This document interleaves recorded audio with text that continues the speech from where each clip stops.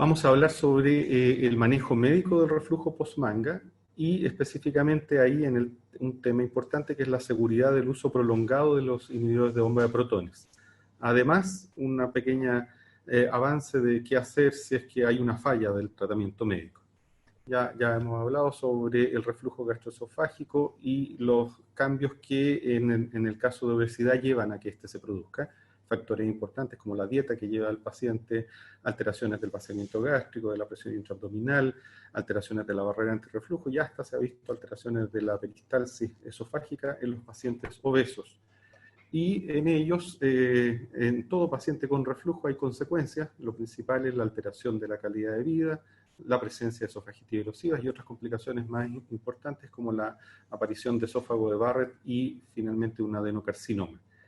Y por supuesto, los pacientes que van a cirugía bariátrica se presenta el reflujo y se presenta en porcentajes como los que están puestos ahí.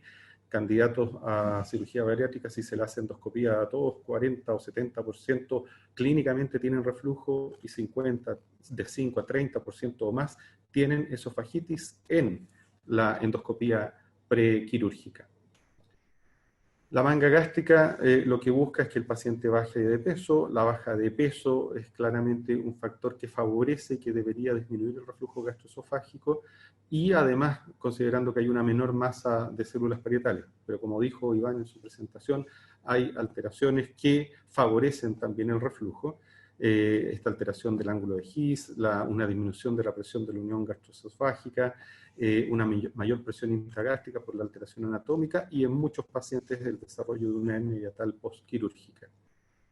Y así lo han demostrado, este es un metaanálisis, pero la práctica clínica lo demuestra y los estudios también lo confirman. Los pacientes que van a manga gástrica tienen muchos reflujo que aparece de nuevo, aquí un seguimiento a corto plazo, a 2 años, 20% de los pacientes que no tenían reflujo tienen reflujo después de la manga, un 19% de los que tenían reflujo tienen más reflujo, se encuentra esofagitis en casi el 30% de los pacientes que tienen la manga gástrica y complicaciones mayores como el esófago de Barrett.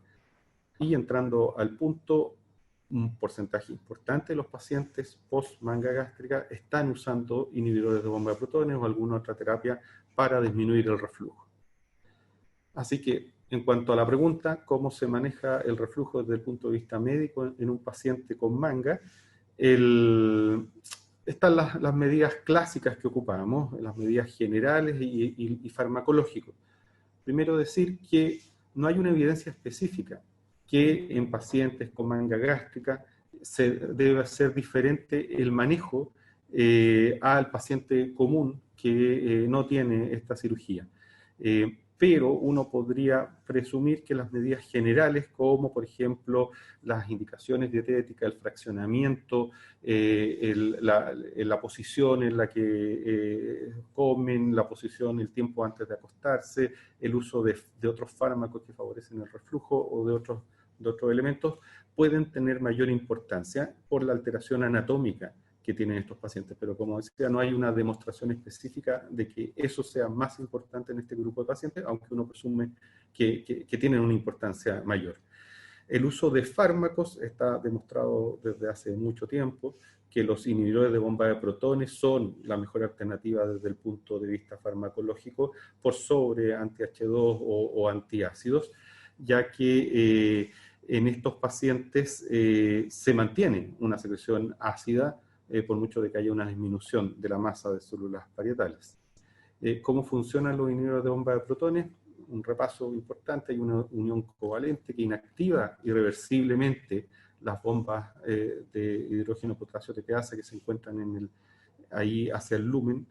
Esa inactivación significa que es completa, por lo tanto su acción es mayor que la vida plasmática de la droga. Y algunas consideraciones importantes, para su mejor efecto, el paciente, la persona tiene que consumir el medicamento unos 15 a 30 minutos antes de una comida, si es una sola dosis al día, antes del desayuno. Es el mejor momento, porque es cuando se activa la bomba de protones por el desayuno que logra el bloqueo.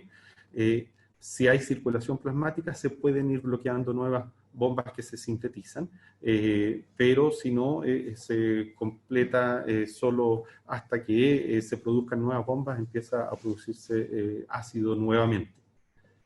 No hay diferencia, esto es importante, entre los diferentes inhibidores de bomba de protones en cuanto al mecanismo de acción, y tampoco en dosis similares y bioequivalentes no debería haber diferencias en su efectividad.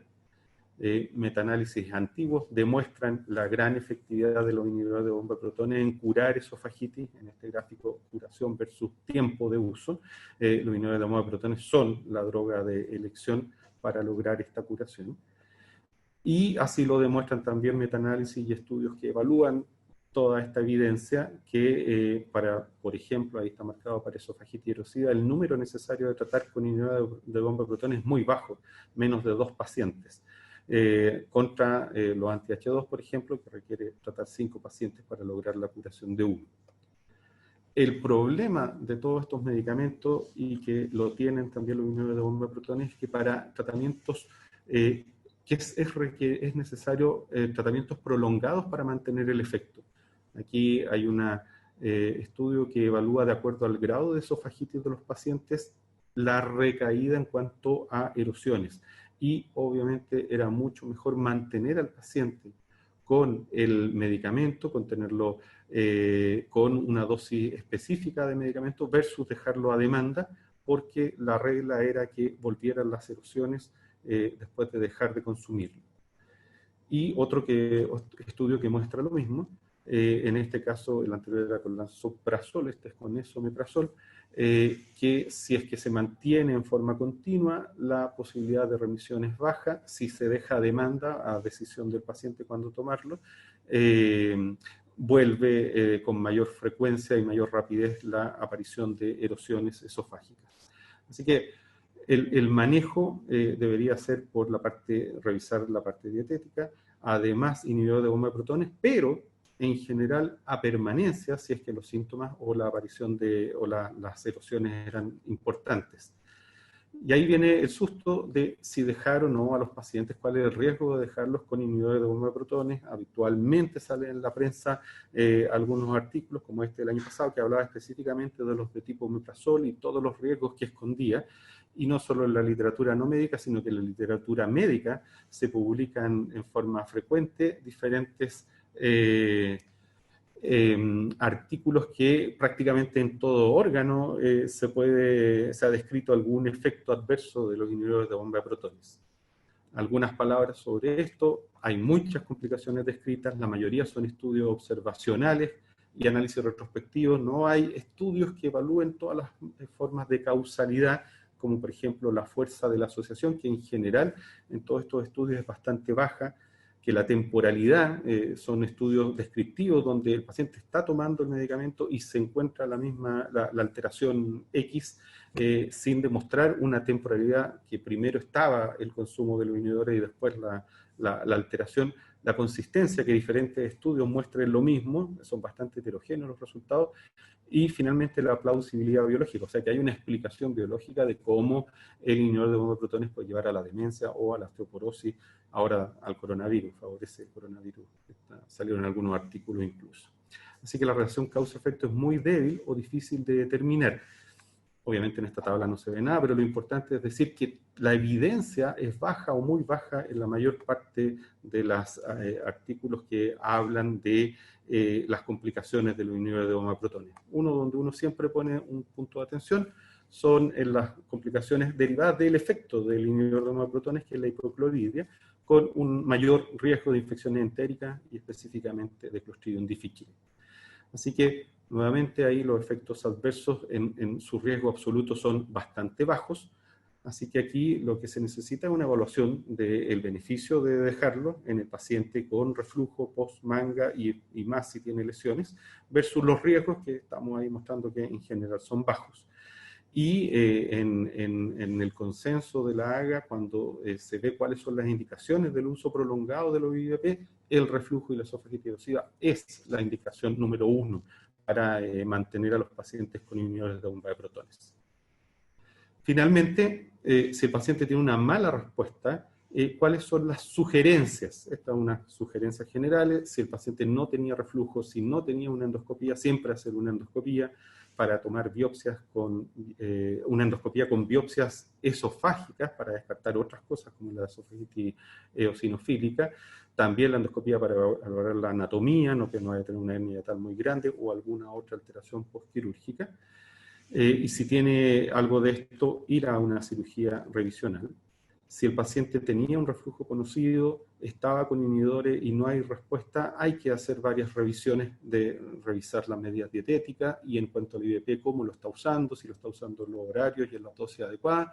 El tema de la bioequivalencia es muy importante. Los medicamentos no siempre son lo que dicen ser. Y si aún así el paciente sigue con reflujo, la sugerencia de hacer una evaluación anatómica y funcional con la endoscopía, con la pH-metría, con la manometría, con radiografía de esófago, estómago, duodeno, y si tiene reflujo evidente por alguna de las alteraciones, con esofagitis o algo más, y Pablo, hernia, tu la conexión. cirugía. ¿Sí? ¿Me escucha ahora? Ahí. Sí, te escucho entrecortado yo también. Ahí estamos, ¿o no? Bueno, la sugerencia es ir a la cirugía si hay algo muy evidente, tratar con algunos otros medicamentos, pero que tienen poco efecto para lograr una mayor mejoría que el IVP, y siempre tener en cuenta que existe la posibilidad de la pirosis funcional. Eso es. No sé